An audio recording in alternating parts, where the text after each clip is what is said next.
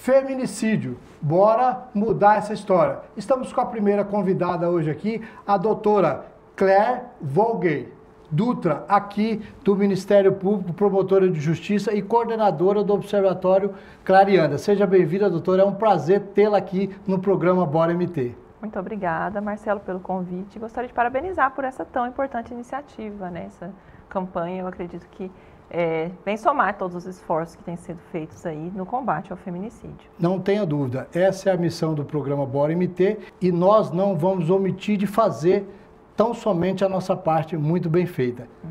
É um prazer tê-la aqui. Obrigada. E dando início à nossa entrevista, doutora, eu quero falar exatamente do Conservatório Caliandra. Como surgiu essa ideia do Ministério Público e como está esse trabalho mediante a sua coordenação? Então, o Observatório Caliandra, ele completou um ano agora em março, né? Ele foi lançado dia 8 de março de 2024. E a ideia do Observatório foi reunir, compilar no mesmo portal, né, no mesmo instrumento tecnológico, dados de feminicídio. A gente tinha, inclusive, demandas aí de outras instituições e da imprensa de que não conseguia encontrar em um só local as informações.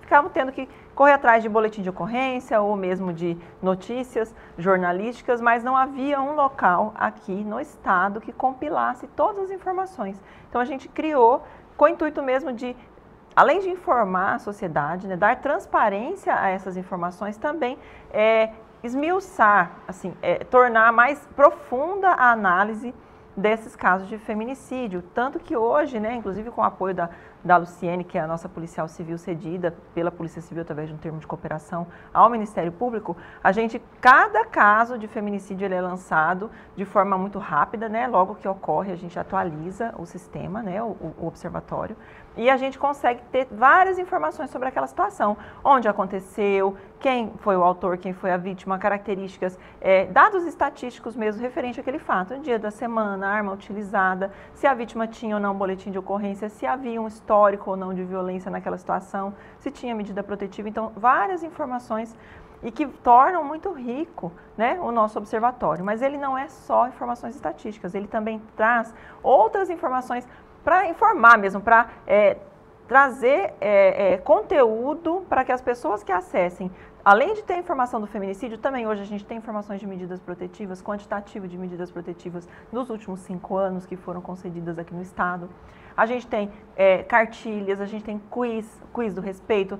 A pessoa que talvez imagina que está num relacionamento abusivo, mas não tem certeza, tem algumas condutas que ela pode ver se enquadra ou não em violência, né? Que às vezes a pessoa nem sabe que ela está sendo vítima de violência.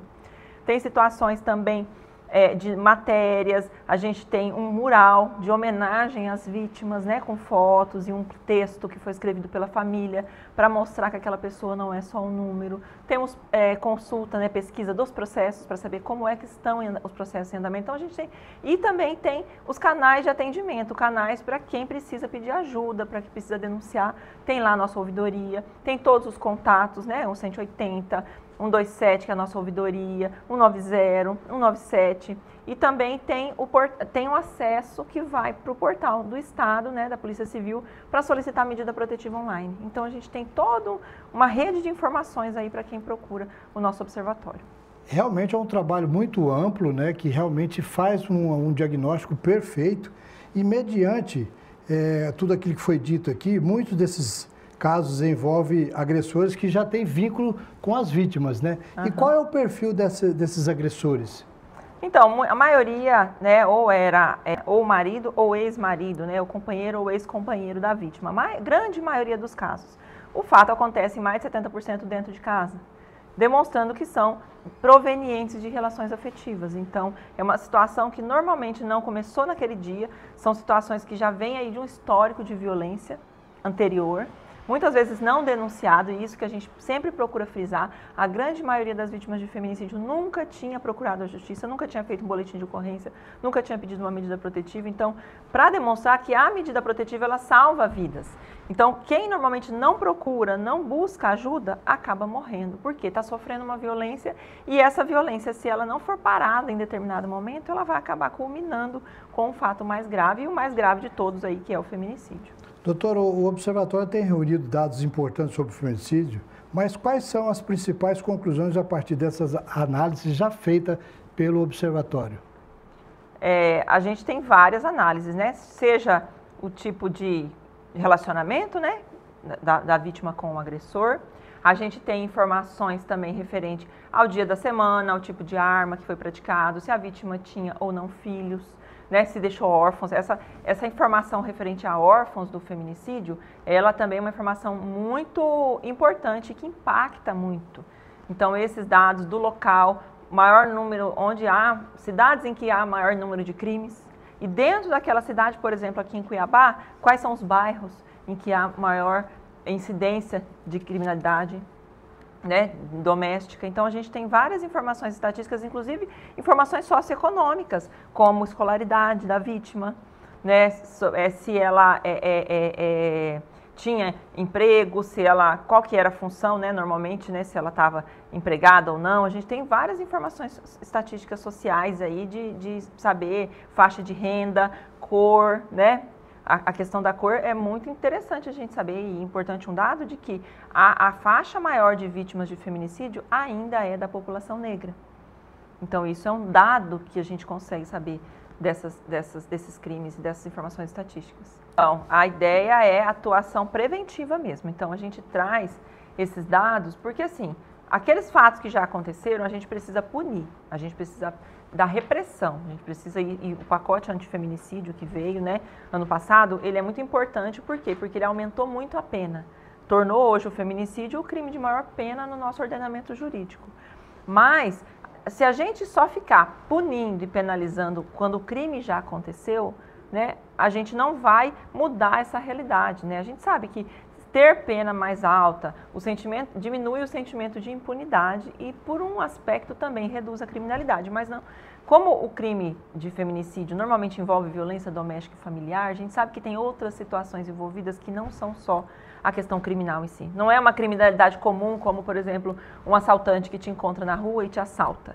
Né? A gente sabe que tem outras situações sociais envolvidas, que muitas vezes é dependência econômica, dependência emocional. A gente sabe que tem situações, por exemplo, em que a vítima não consegue sair daquele relacionamento porque tem medo dos filhos passarem fome, porque ela não consegue, ou porque ela está num ciclo mesmo de violência psicológica que ela não consegue se libertar, ela no ciclo de violência. Então, quando a gente analisa os dados, a gente verifica, por exemplo, que aquela população mais vulnerável, que tem uma renda menor, que tem uma escolaridade menor, né, normalmente da população negra, é uma população mais vulnerável e que depende muito de programas sociais para se libertar. E aí, a gente focando nisso, tirando essas mulheres da vulnerabilidade social, a gente pode prevenir casos de feminicídio também. E outro aspecto muito importante é, como eu falei, o das medidas protetivas. A gente precisa divulgar que as medidas protetivas sim salvam vidas. Por exemplo, ano passado nós tivemos 47 feminicídios. Apenas uma dessas vítimas tinha medida protetiva. Todas as outras 46 não tinham.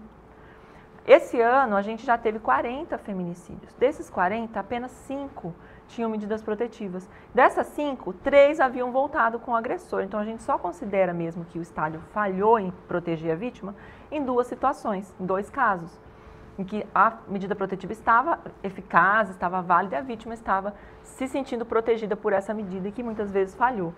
Então, mas significa o que isso significa? Que a grande maioria das pessoas que buscaram a medida protetiva foram salvas e isso precisa ser muito divulgado.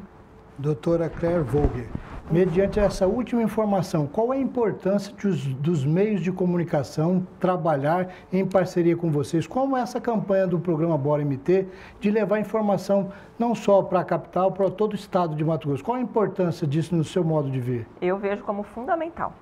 É fundamental e não focar apenas no crime, né? Muitas vezes eu acho que esse apoio, essa parceria da mídia, né, dos meios de comunicação, eles são essenciais para informar a população. Porque às vezes a gente percebe muita gente, né, muita mídia, infelizmente sensacionalista, que às vezes foca muito no crime. Aquele crime que aconteceu, às vezes o sangue, aquela situação, mas não mostra, por exemplo, situações de como prevenir, né, de cobrar do poder público aí programas sociais para retirar a vítima, né, atendimento, eu sempre falo e não canso de falar, o atendimento psicológico, ele é fundamental para a vítima sair daquele ciclo de violência e da dependência emocional. Então, se não houver investimentos, né, do poder público nesse tipo de programa, a gente, infelizmente, vai continuar acontecendo muitos casos de feminicídio. Então, a mídia ela é uma parceira fundamental no sentido de cobrar mesmo o poder público, exigir os investimentos e também focar nessa informação, por exemplo, da medida protetiva e não descredibilizar. Muitas vezes a gente vê a mídia focando, por exemplo, porque aquela vítima tinha medida protetiva e mesmo assim morreu. Esse tipo de informação e frisando nisso aí, o que vai fazer? Vai desacreditar. Às vezes a vítima estava lá querendo pedir uma medida protetiva e não pede, porque ela fala assim, aquela lá pediu e morreu, eu não vou pedir porque vai acontecer a mesma coisa comigo, ou não vai acontecer nada, não vai me proteger. E isso é uma informação equivocada. Se a gente olhar as estatísticas, a gente percebe que a medida protetiva efetivamente salva. E hoje a gente tem meios até mais eficazes ainda, que, por exemplo, o monitoramento eletrônico, que não é só aqui na capital, ele é no estado inteiro que ele funciona, que é a tornozeleira com o botão do pânico, que não pode aproximar. Se tem um distanciamento aí de 500 metros, se houver uma aproximação inferior a isso, já aciona, já pode chamar a polícia já vem para proteger. Então, a gente precisa divulgar isso para que as pessoas busquem essas medidas para se salvarem. É um fato que, além de não ajudar, ainda acaba atrapalhando, né, todo o trabalho. Doutor, qual a mensagem a senhora deixaria para a sociedade mato-grossense, né, diante desses números tão preocupantes? Então, esse trabalho ele precisa ser constante, né? A gente sabe que é um assunto que está sendo muito discutido recentemente, até por conta de números alarmantes. Infelizmente, esse ano de 2025 ele está sendo pior até do que os anos anteriores. A gente já, em 2023, 2024, liderou o ranking de feminicídio no estado. E da forma como está, certamente lideraremos em 2025 também. Então, a gente precisa manter a vigilância, manter esse trabalho aí de rede, né, de todas as instituições reunidas e que o poder público invista não apenas na segurança, como eu sempre procuro falar, mas também na educação, né, para a gente mudar um pouco desse pensamento. Infelizmente, Mato Grosso é um estado ainda muito machista e que há ainda aquele sentimento de propriedade, de posse sobre a mulher. E muitos feminicídios e muitos crimes acontecem, não só o feminicídio, mas temos tentativa de feminicídio, temos estupros, temos lesões, temos uma infinidade de outros crimes e que acontecem por conta, infelizmente, dessa dificuldade que os homens têm de aceitar uma rejeição, de aceitar que a mulher não quer se submeter àquela forma como ele gostaria. Então, a gente precisa mudar essa realidade através da educação, através das políticas públicas de investimento no social, na saúde, como eu falei, para sair daquele ciclo de violência e tratar não só a vítima, mas como o agressor também, né? E maiores investimentos também na segurança para a gente continuar e no sistema de justiça para que os processos sejam efetivos e a gente tenha aí sentenças saindo rápido para reduzir essa sensação de impunidade. Então, é um conjunto de ações, não é fácil, é um caso complexo, mas eu acredito que a gente precisa trabalhar muito para conseguir os nossos objetivos. Doutora Claire Vogel Dutra, muito obrigado pela sua participação aqui no Bora MT e nós, do programa Bora MT, estamos à disposição do Observatório. Muito obrigada, eu que agradeço o convite.